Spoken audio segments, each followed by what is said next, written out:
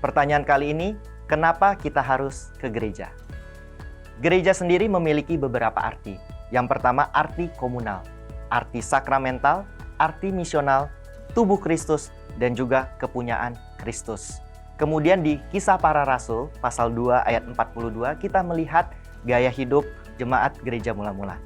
Mereka bertekun dalam pengajaran rasul-rasul dan dalam persekutuan. Dan mereka selalu berkumpul untuk memecahkan roti dan berdoa. Di sini kita melihat bahwa di gereja mula-mula, mereka ada melakukan pengajaran firman, ada persekutuan, ada memecahkan roti, dan juga mereka berdoa. Jadi, kenapa kita harus ke gereja? Jawabannya adalah karena kita butuh gereja lokal sebagai komunitas untuk bertumbuh dan memenuhi panggilan kita sebagai orang percaya. Karena kita ada kebutuhan-kebutuhan yang tadi sudah kita baca bersama-sama. Kita ada kebutuhan untuk bertumbuh dalam pengajaran firman. Kita ada kebutuhan untuk bersekutu bersama-sama. Kemudian kebutuhan sakramen, memecahkan roti. Dan kita juga ada kebutuhan untuk saling mendoakan satu sama lain. Kebutuhan inilah yang dijawab melalui gereja lokal.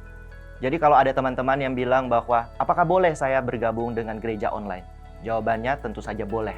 Tapi apakah itu cukup? Menurut saya tidak. Karena ketika kita bergabung kepada gereja online, maka arti gereja sebagai arti yang komunal, di mana kita harusnya bersekutu dengan orang-orang yang kita kenal, orang-orang yang mungkin bisa menegur kita, membantu kita dalam pertumbuhan rohani kita, itu justru tidak terjawab.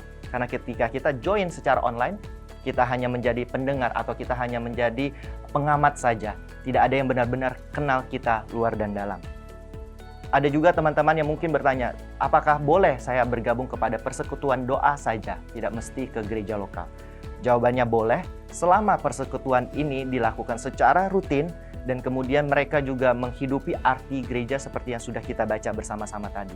Pertanyaannya adalah, ketika persekutuan doa ini sudah melakukan apapun yang firman Tuhan sampaikan, mereka benar-benar menghidupi arti Injil. Dan kemudian Tuhan memberkati mereka dengan jumlah peserta yang semakin banyak.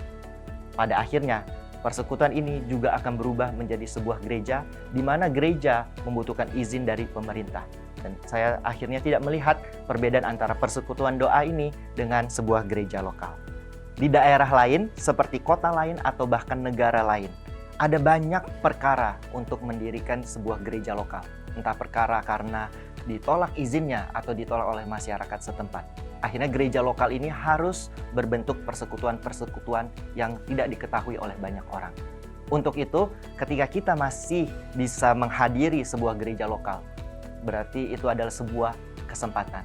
Sekali lagi, saya melihat bahwa menghadiri gereja lokal bukanlah sebuah keharusan, tapi sebuah kesempatan.